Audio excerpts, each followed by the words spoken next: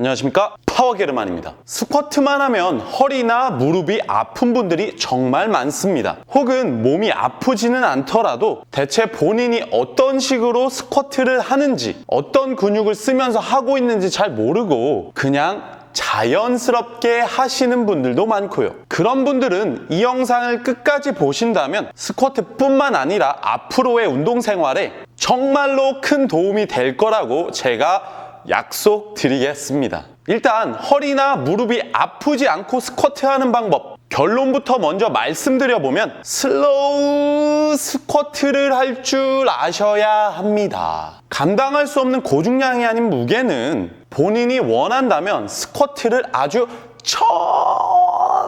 천천히, 그러면서 중간에 어느 정도 멈출 수도 있으셔야 합니다. 이게 안 되는 사람은 본인이 중량을 많이 들고 적게 드는 걸 떠나서 스쿼트 자세가 안정적이고 좋을 확률은 아주 극히 낮습니다. 그럼 대체 그 이유가 뭔지, 천천히 하는 스쿼트는 정확히 어떻게, 왜 해야 하는지 이번 영상에서 말씀드려 보겠습니다.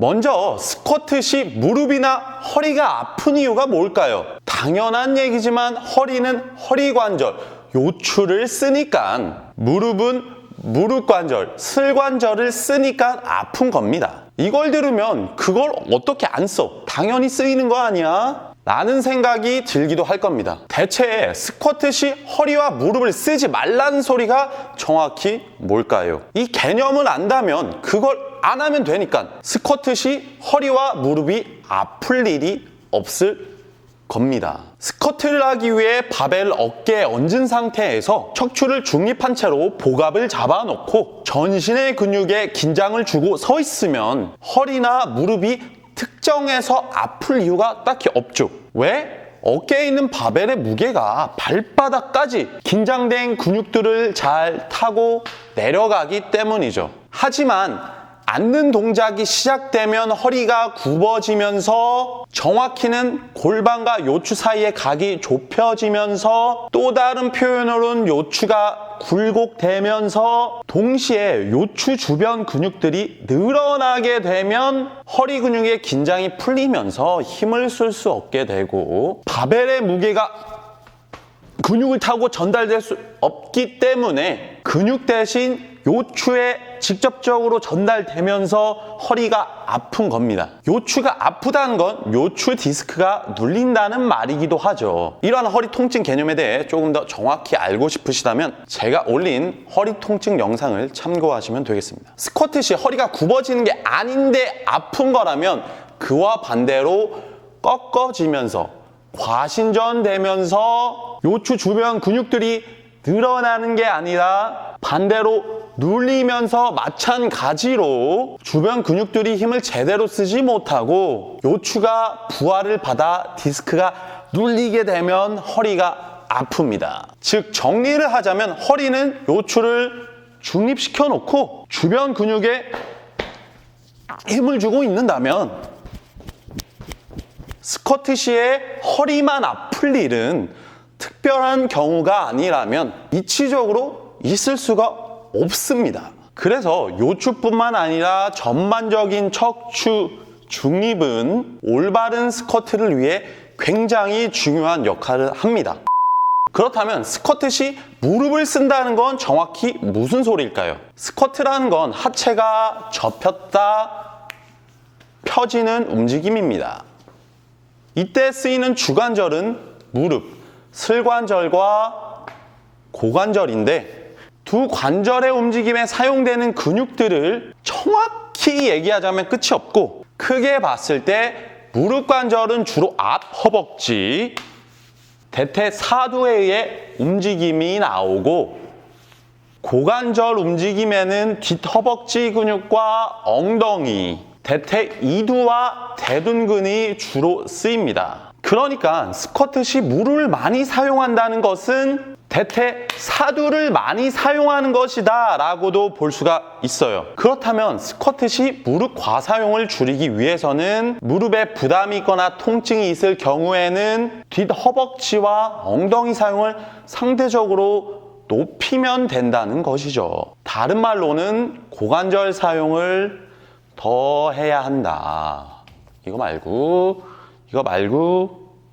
이거. 바벨 스쿼트 시 무릎 관절, 대퇴 사두를 많이 쓰게 되면 또 다른 문제가 추가적으로 발생할 수 있는데, 대퇴 사두의 메인이라고 할 수 있는 대퇴 직근은 무릎을 앞으로 드는 일을 하지만 반대로 보면 골반을 앞쪽으로 잡아당기는 힘도 있습니다. 그러니까 고관절에 비해 무릎 관절을 상대적으로 많이 사용하게 되면 대퇴 직근에 의하여 상체가 앞으로 쏠리게 되죠. 그러면 무게가 어깨에 있는 바벨 스쿼트 시에는 그 부하 역시 앞으로 쏠리게 되면서 무릎 사용은 더욱더 심해지는 악순환이 발생하게 됩니다. 게다가 그러면 이때 허리 또한 따라서 앞으로 숙여질 수밖에 없습니다. 요추 주변 근육들이 늘어난다는 소리죠. 혹은 이걸 막으려다 허리를 꺾는 경우도 많습니다. 쏠리니까 중립을 하는 게 아니라 꺾어버리는 경우. 이렇게 되면 결과적으로 무릎뿐만 아니라 허리가 아플 수도, 혹은 둘 다 아플 수도 있습니다. 앞의 내용을 한마디로 정리하자면, 스쿼트 시 허리 부근에서 무게를 근육으로 버티고 전달하기 위해서는 항상 척추의 중립을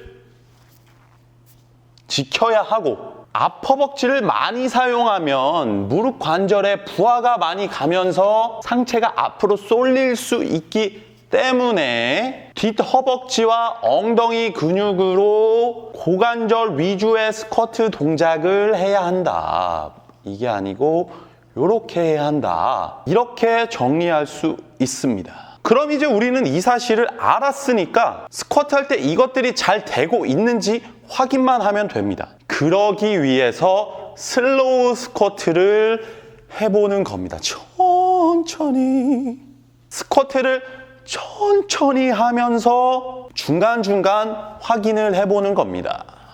잘하고 있나, 못하고 있나.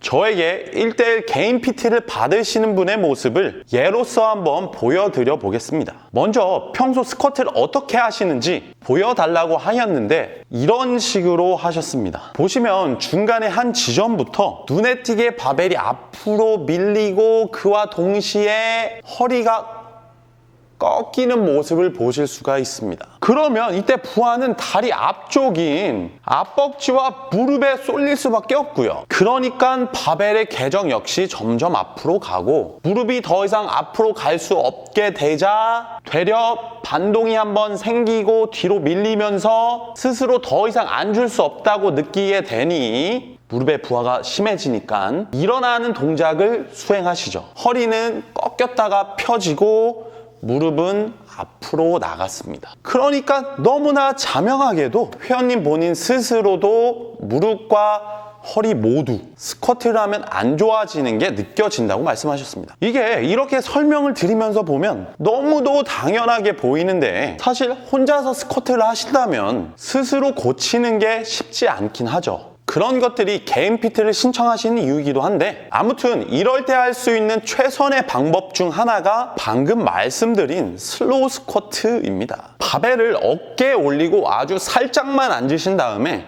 전신의 근육에 긴장을 줬다 뺐다 해보시면, 둥둥 이런 식으로 해보시면 바벨의 무게가 몸의 어느 근육을 타고 발바닥의 어느 부분까지 내려가는지 느끼실 수 있습니다. 물론 처음 혼자 해보시면 잘 못 느끼실 수도 있는데, 이걸 더 정확하게 느끼기 위해서는 전신의 근육과 앉는 동작의 메커니즘에 대해 조금 더 이해하고 계시면 좋긴 하지만, 몸으로 잘은 못 느끼시더라도 분명히 바벨의 무게는 우리 몸의 어딘가를 통해 발바닥까지 전달되고 있기 때문에 우리가 바벨을 들고 서 있을 수 있는 것이겠죠? 이걸 어느 정도 자각하신다면 분명히 몸으로 무게를 느끼실 수 있을 겁니다. 이 느낌이 그래도 잘 안 오신다면 각 관절을 과장해서 한 번씩 써보시면 좋습니다. 예를 들어 허리를 일부러 살짝 굽힌 다음에 퉁퉁 튕기면서 바벨의 무게를 한번 느껴보세요. 그러면 허리 근육들이 늘어나 있기 때문에 부하가 근육을 타고 제대로 내려가지 못하고 허리 요추 디스크에 직접적으로 전달되기 때문에 허리에 부하가 가는 느낌을 받으실 수 있을 겁니다.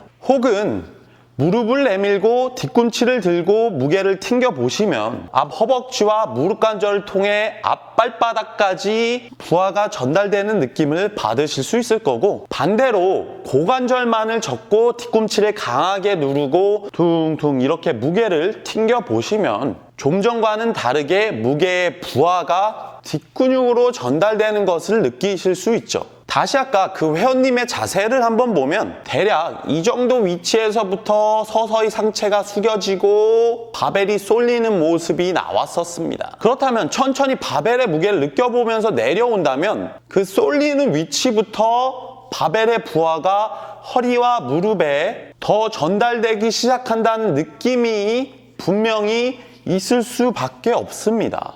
이것과 이거는 분명히 다르니까. 그러면 이 부분에서 스쿼트를 잠시 멈추고 다시 올바르게 전달되는 자세로 바꿔보는 겁니다. 이렇게 되니까 무릎과 허리가 아프죠. 그러니까 이런 식으로 세워보면은 무릎과 허리에 가는 부하가 줄어들겠죠. 이렇게 조금씩 무게를 느끼면서 내려가시면서 밸런스가 깨지는 부분이 있으면 잠깐 멈추고 잡으면서 내려가고, 밸런스가 깨지면 다시 잡고 내려가 보는 겁니다.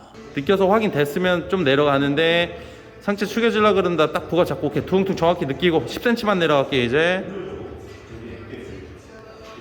그리고 나서 오케이 좋아, 정확하게 됐어요. 그 상태에서 10cm 더 내려가. 스쿼트 시에 밸런스, 부하의 전달은 처음부터 끝까지 일정해야 합니다. 그래야 중심이 지켜지면서 바벨의 궤적이 일자로 나오게 되는 것이죠. 고관절을 많이 쓰는 방식의 로우바 스쿼트를 한다면 고관절과 뒷근육들에 처음부터 끝까지 무게가 더 실려 있어야 하고, 무릎 관절도 많이 쓰이는 하이바 스쿼트를 한다면 앞쪽과 뒤쪽에 골고루 무게를 실으시고 역시나 처음부터 끝까지 앞뒤 밸런스가 일정해야 하죠.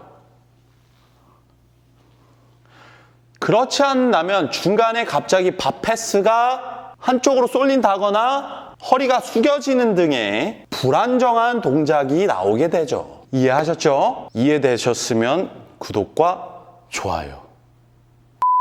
방금 회원님의 예로 보여드린 것처럼 멈추면서 하는 정도는 사실 입문이나 자세 교정 같은 경우처럼 스쿼트 자세에 대한 확신이 없을 때 하는 것이고, 어느 정도 숙련자의 경우고 자세에 확신이 있다고 하면 스쿼트 내려가는 시간을 3초에서 5초 정도, 종종 길게는 10초까지도 잡고 연습을 합니다. 이것은 본인이 스쿼트를 잘하고 있더라도 훈련 중간중간 자세 연습용으로 아주 좋은 방법이고요. 이와 같은 원리로 사람들이 흔히 많이 하는 연습 방법이 최하단 지점에서 2초에서 3초 정도 멈춰 있다가 올라오는 정지 스쿼트가 있습니다. 근데 이 정지 스쿼트 하시는 분들을 보면 올바르게 내려가지 못했는데 억지로 최하단 지점에서 멈춰 있다 올라오시는 분들도 많습니다. 내려올 때보다 이 최하단 지점에서 지나치게 힘들다면 본인의 자세가 맞는지 확인해 보시는 게 좋을 겁니다. 밑에서 정지를 할 때는 본인이 원하는 대로 원하는 근육의 무게가 밸런스 있게 잘 먹고 내려와서 그걸 잡고 있다는 느낌으로 멈췄다 올라오는 게 중요하고요. 이걸 올바르게 할 줄 알게 된다면 스쿼트 시 스킬로 많이 쓰이는 신장 반사를 올바르게 활용할 수도 있죠. 이게 제대로 안 되시는 분들이 스쿼트 시 신장 반사를 쓰려고 하면 대신 관절 반사를 쓰시는 분들도 종종 봅니다.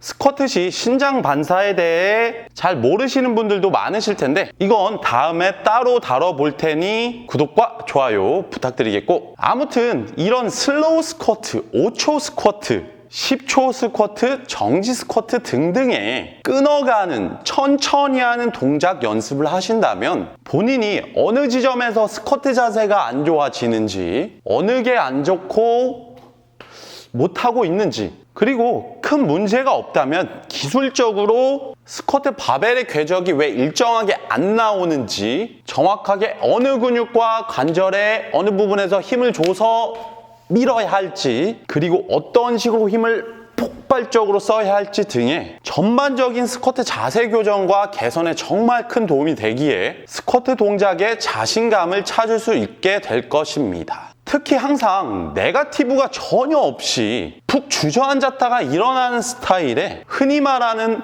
다이빙 스쿼트만 하시는 분들은 필히 이 연습을 해보시는 게 좋으실 겁니다.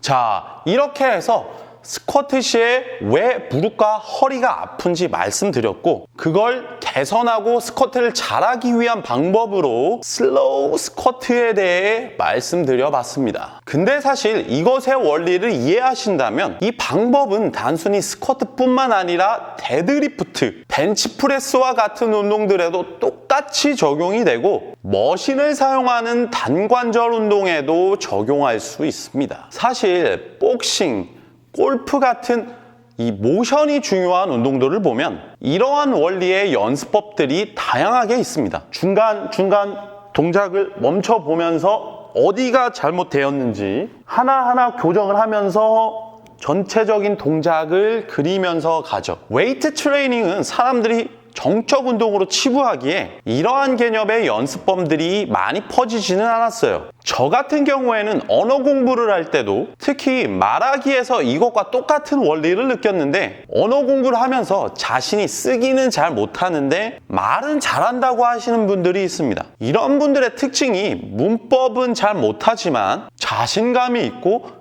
표현에 능하신 분들이에요. 이런 분들이 언어적으로 초급자, 중급자까지는 굉장히 좋고 쭉쭉 치고 올라가는 것 같지만 어느 정도 선에 올라가면 벽을 만나게 되고 그동안 쌓인 안 좋은 버릇들로 인해 더 높은 레벨로 나아가기가 오히려 힘들어집니다. 복싱으로 따지자면 1, 2 스텝이 제대로 안 되는데 훅과 어퍼컷을 실컷 쓰면서 스파링 연습을 하다 보면 어느 순간 벽에 부딪히는 것과 같죠. 웨이트 트레이닝으로 따지자면 체중과 근력에 비해 이상하게 중량이 더 이상 잘 안 오른다거나 어느 정도 중량을 치면 부상이 반복해서 오는 경우라고 할 수 있겠습니다. 이렇듯 본인이 무언가를 할 때는 전체적으로 봤을 때 큰 문제가 없더라도 이따금씩 하나하나 디테일하게 보면서 작은 것들도 올바르게 하고 있는지 확인을 한다면 큰 도움이 되실 거라고 장담합니다. 그리고 이번 영상이 도움이 되셨다면 구독과 좋아요, 잘 보셨다는 댓글 하나 부탁드리겠습니다. 그리고 현재 제가 입고 있는 옷이 제가 직접 제작과 개발에 참여한 45파운즈라는 브랜드의 옷인데, 이 논슬립 머스핏 티셔츠를 보시면 뒷판에 멋스러우면서도 크게 튀지 않는 기능성 실리콘이 프린팅되어 있어서 스쿼트 또는 벤치프레스와 같은 운동을 하실 때 끌어짐을 방지해 주어 부상 예방 및 안정성에 큰 도움이 되니까 스쿼트나 벤치프레스 자세가 불안하신 분들은 한번 체크해 보신다면 도움이 되실 겁니다. 영상 밑에 정보란과 댓글란을 참고하세요. 서울, 인천에서 하는 1:1 PT 및 세미나, 원포인트 레슨 등도 확인해 주시면 감사하겠습니다. 그럼 다음에 더 나은 영상으로 찾아뵙도록 하겠습니다. 이상 파워게러만이었습니다. 감사합니다.